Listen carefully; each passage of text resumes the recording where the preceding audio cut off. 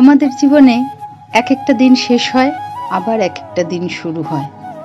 প্রত্যেকটা দিন আসে আলাদা আলাদাভাবে। কোনো দিন আসে দুঃখ নিয়ে, কোনো দিন আসে আনন্দ নিয়ে। এগুলোকে নিয়েই আমাদেরকে চলতে হয়। দুঃখ কষ্টের মধ্যে থাকলেও না, জীবন কিন্তু থেমে থাকে না। উম, আমরা যা যা করছি, কাজকর্ম করছি, খাওয়া দাওয়া করছি, ঠিক যা যা করি সেগুলো কিন্তু চলতেই থাকে। হ্যাঁ, মানসিকভাবে অনেকটা ঝিমিয়ে পড়ি, কিন্তু আমাদের জীবন কিন্তু থেমে থাকে না।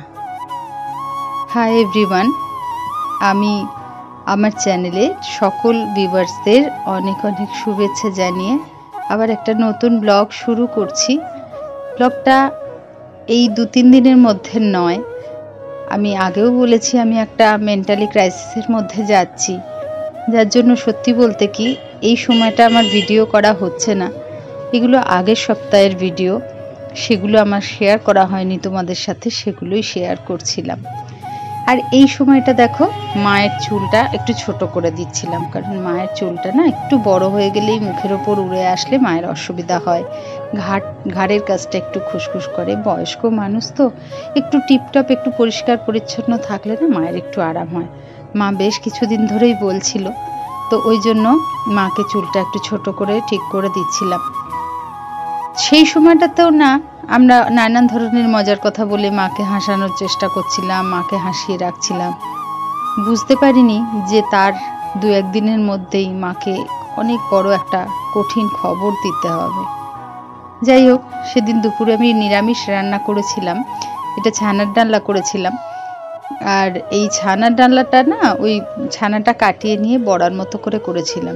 সাধারণত আমার রান্না খুব একটা দেখানো হয় না ব্লগে, তার কারণ কি জানো তো, আমি না এত কিছুর মধ্যে ইনভলভ থাকি যে সকাল থেকে ওই শুধু যে রান্নাঘরে রান্না করছি তা না, আমি টুক করে রান্না বসিয়ে দিয়ে হয়তো ছাতের কোনো কাজে গেলাম, বা হয়তো রান্না বসিয়ে দিয়ে মাকে স্নান করাতে গেলাম, মানে এরকম নানান কাজের মধ্যে থাকি, তো যার জন্য রান্নাটা ঠিক যে রান্নাটা ভিডিও করব বা দেখাবো ওইভাবে আমার হয়ে ওঠে না। আর আমার এখন রান্না খুবই সাধারণভাবে করি, খুবই হালকা করে করি, কারণ বুঝতেই পারছো বাড়িতে 2জন পেশেন্ট। হ্যাঁ, হয়তো বানাইকে মাঝে মাঝে এটা ওটা একটু মুখরোচক করে দিই, কিন্তু সেটা খুব কম। আগে না রান্না নিয়ে অনেক এক্সপেরিমেন্ট করতাম, অনেক কিছু সময় দিতাম, নানান রান্না করতাম, কিন্তু এখন ভাবি সেগুলো করে খাবেটাকে। জানো তো, মানুষের কাছে না সব থেকে কঠিন মুহূর্ত হলো যে কিছু কিছু সত্যি সামনে বলতে পারা। আমি মায়ের কাছ থেকে না এই সময়টা 2 দিন পালিয়ে পালিয়ে বেড়াচ্ছিলাম, কারণ এই সময় অলরেডি আমার দিদি চলে গেছে, দিদিকে আমরা হারিয়ে ফেলেছি। কিন্তু মাকে না সেই কথাটা আমি কিছুতেই সামনে বলতে পারছিলাম না। দেখো মা এখনো কত নর্মাল। মা আমাকে নানান কথা জিজ্ঞেস করছে, দিদি কথা বলেছে কিনা, দিদি খেয়েছে কিনা, দিদির জন্য যে চুড়িটা কিনেছিলাম সেটা দিদির হাতে ঠিক হয়েছে কিনা। কিন্তু বিশ্বাস করো, আমি আড়ালে কাঁদছি, মায়ের সামনে যাচ্ছি না, কিন্তু সামনে বলতে পারছি না।